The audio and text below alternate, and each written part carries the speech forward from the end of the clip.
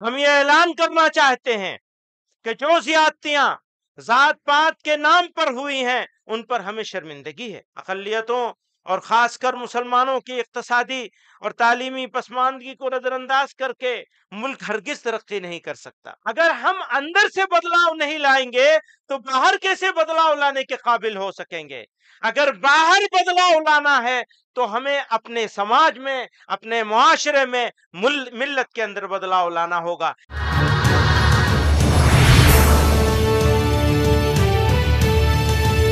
جمعیت علماء ہند مذہبی منافرت اور فرقہ واریت کو پورے ملک کے لیے عظیم نقصان تصور کرتی ہے، جو کہ وطن کی سالمیت کے لیے سخت خطرہ ہے اور ہماری دیرینہ وراثت سے ہرگز میل نہیں کھاتی۔ تمام مذاہب کے دوستانہ اور برادرانہ رشتے ہمارے معاشرے کی قابل فخر اور پائیدار خصوصیات ہیں۔ ان رشتوں میں دراڑ پیدا کرنا قومی جرم ہے۔ تمام انصاف پسند جماعتوں اور ملک دوست افراد کو چاہیے کہ متحد ہو کر شدت پسند اور تقسیم کرنے والی یعنی بانٹنے والی طاقتوں کا سیاسی اور سماجی سطح پر مقابلہ کریں اور ملک میں بھائی چارہ، باہمی رواداری اور انصاف کے تقاضوں کو پورا کرنے کے لیے ہر ممکن جد و جہد کریں۔ ہم امت کے نوجوانوں اور طلباء کی تنظیموں کو خبردار کرتے ہیں کہ وہ ہمارے وطن کے داخلی اور خارجی دشمنوں کے براہ راست نشانے پر ہیں۔ انہیں مایوس کرنے، بھڑکانے، گمراہ کرنے کا ہر حربہ استعمال کیا جا رہا ہے۔ انہیں نہ تو مایوس ہونا چاہیے، نہ صبر و جوش کا دامن چھوڑنا چاہیے۔ جو نام نہاد تنظیمیں اسلام کے نام پر جہاد کے حوالے سے انتہا پسندی اور تشدد کا پرچار کرتی ہیں، وہ نہ ملک کے مفاد کے اعتبار سے اور نہ ہی مذہب اسلام کے روح سے ہمارے تعاون اور حمایت کی حقدار ہیں۔ اس کے برخلاف وطن کے لیے جانثاری، وفاداری، حب الوطنی ہمارا ملکی اور دینی فریضہ ہے۔ ہمارا دین اور ہمارا ملک سب سے پہلے ہے۔ ہمارا یہی نعرہ ہے، دین و وطن پر جان دینا، اس کے ناموس کے لیے مر مٹنا۔ ہمارے بزرگوں نے یہی سکھایا ہے۔ کسی بھی مہذب بھارت تنوعات اور تکثیری معاشرے کا حامل خوبصورت ملک ہے۔ اس کی خصوصیات میں سے بڑی خصوصیات تمام افکار و اعمال اور مراسم کے حامل لوگوں کو اپنی مرضی کی زندگی گزارنے اور نظریے پر چلنے کی آزادی ہے۔ اسے بچانے کے لیے گاندھی جی وغیرہ نے انتھک کوششیں کی ہیں۔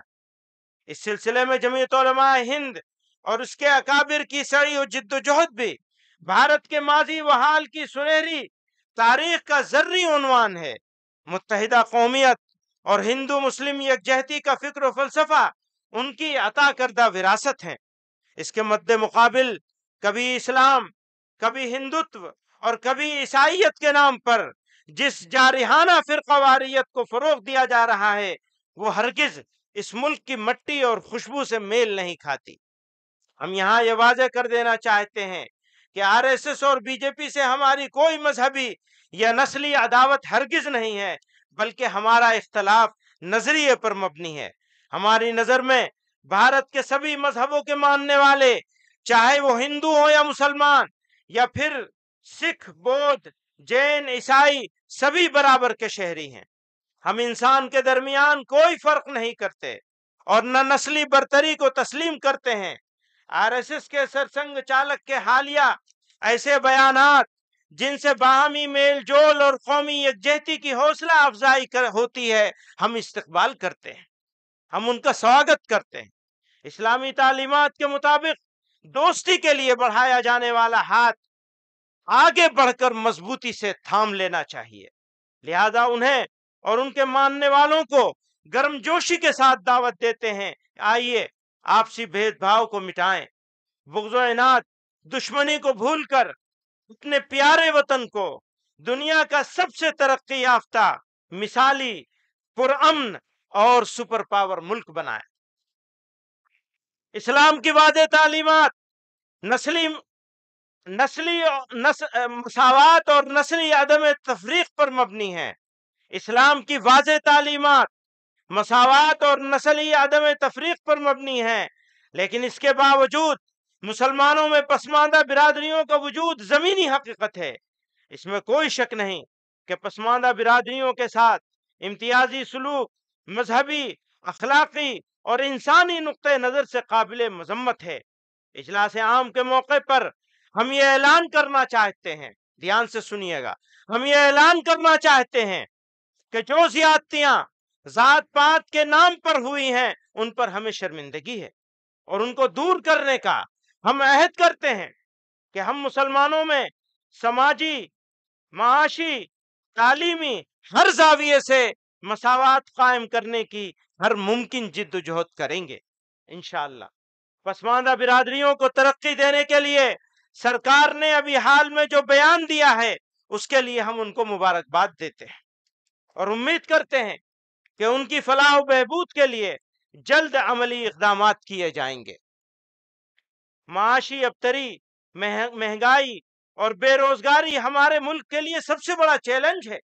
غریبی اور بے روزگاری کی موجودہ شرح کو دیکھتے ہوئے ہماری ترقی کے تمام دعوے جھوٹے اور کھوکھلے ہیں. سپر پاور بننے کا ہمارا خواب اس وقت تک شرمندہ تعبیر نہیں ہو سکتا جب تک کہ ہم ملک کے تمام طبقات کو روزی روٹی مہیا کرانے کے قابل نہ ہو جائیں. اقلیتوں اور خاص کر مسلمانوں کی اقتصادی اور تعلیمی پسماندگی کو نظر انداز کر کے ملک ہرگز ترقی نہیں کر سکتا. ہم مسلمانوں سے اپیل کرتے ہیں کہ وہ عورتوں کے حقوق کے تحفظ اور ان کے ساتھ منصفانہ برتاؤ کے لیے اسلامی شریعت کے مقرر کردہ کوڈ کو عملی طور پر نافذ کریں. میراث کی تقسیم میں عورتوں کو محروم رکھنا، طلاق دینے اور نان نفقہ کے سلسلے میں اسلامی احکام کی خلاف ورزی اور عام طور پر معاشرے میں ان کے ساتھ ناانصافی کے خلاف خود مسلمانوں کو پورے ملک میں تحریک چلانے اور ضروری اصلاحات کرنے کی سخت ضرورت ہے تاکہ ہمارے پرسنل لا میں مداخلت کی گنجائش نہ رہے. اس پیغام کے ساتھ میں آخری جو حصہ جو میں نے پڑھا ہے اس کے بارے میں آپ کو توجہ دلا کر اس بزم کو آگے بڑھاؤں گا. ہماری بہنوں کے حقوق، ہم میراث میں جو ان کے حق ہوتے ہیں وہ ہم ادا نہیں کرتے ہیں. عورتوں کے ساتھ زیادتیاں کرتے ہیں، ناانصافی کرتے ہیں. اگر ہم اپنے اندر بدلاؤ نہیں لائیں گے، میں ہمیشہ کہا کرتا ہوں یہ بات، اگر ہم اندر سے بدلاؤ نہیں لائیں گے تو باہر کیسے بدلاؤ لانے کے قابل ہو سکیں گے؟ اگر باہر بدلاؤ لانا ہے تو ہمیں اپنے سماج میں، اپنے معاشرے میں، ملت کے اندر بدلاؤ لانا ہوگا. اس کا عزم کر کے آج یہاں سے جانا ہوگا. جنہوں نے اپنی بہنوں کا حق روکا ہوا ہے اس حق کو وہ ادا کریں گے. آپ تیار ہیں اس کے لیے؟